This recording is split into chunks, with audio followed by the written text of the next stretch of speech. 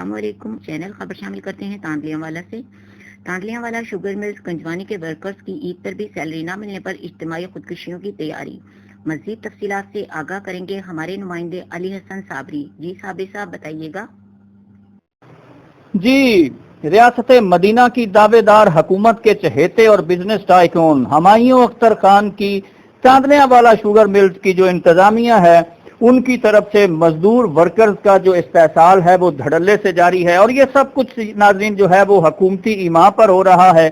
اس عید کے موقع پر بھی جو بیچارے مزدور ورکرز ہیں ان کو سیلری سے محروم کر دیا گیا، عید کی خوشیوں میں شامل ہونے سے محروم کر دیا گیا. عید کے موقع پر بھی سیلری نہ ملنے سے جو ورکرز ہیں بیچارے وہ کافی پریشان نظر آئے.